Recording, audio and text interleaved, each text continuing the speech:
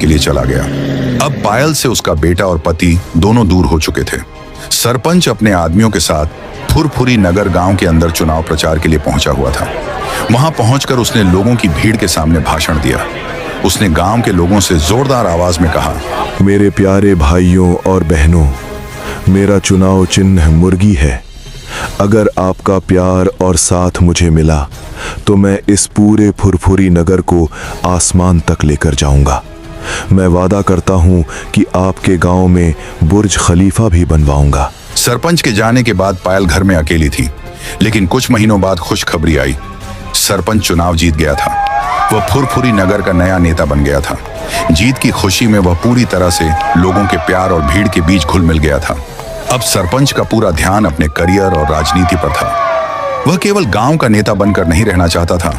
वह चाहता था कि वह सरपंच से भी कुछ आगे बढ़े और बड़ी कुर्सी पर बैठे। इस लक्ष्य को पाने के लिए वह लोगों की खूब मदद करने लगा। उसने गांव की खेती बाड़ी में बहुत ध्यान दिया ताकि रोजगार के मौके बढ़ें। लेकिन उसकी पत्नी पायल की जरूरतों को वह समझ नहीं पा रहा था।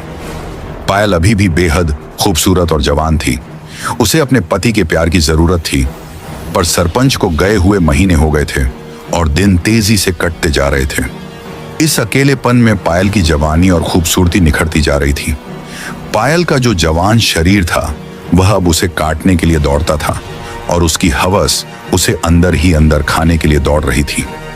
एक दिन एक भंगार खरीदने वाला लड़का, जिसका नाम रायस्टार था, जो पहली बार अपने ट्रक को लेकर पायल के घर के सामने आवाज लगाने लगा, सुनो सुनो रे भैया भाभीओ, आपकी गली में रायस्टार भंगार वाला आ चुका है। जल्दी अपने घरों से भंगार, बाटली, टायर जो कुछ भी हो लेकर आइए, आपको अच्छे दाम मिलेंगे। रायस्टार की यह आवाज सुनकर पायल बाहर निकलकर देखने लगी। उसने देखा कि भंगार वाला लड़का जो कि कबाड़ इकट्ठा करता था, वह बेहद हैंडसम और हट्टा कट्टा नौजवान था। उसकी उम्र लगभग 25 साल की थी। पायल ने जब रायस्टार को देखा तो उसके मन में कुछ अजीब सी फीलिंग जाग उठी। वह वो भावना थी जिसे वह लंबे समय से दबाए हुए थी। वह तुरंत रायस्टार के पास गई और थोड़ी शर्माते हुए बोली, मेरे घर में काफी सालों का भंगार रखा हुआ है, आप अंदर चलिए और देख लीजिए। आप अच्छे भाव से भंगार ले लेना। रायस्टार ने सिर हिलाया और फिर पायल और रायस्टार दोनों घर के अंदर चले गए। पायल उसे कोने में रखा हुआ काफी सारा भंगार दिखाती है।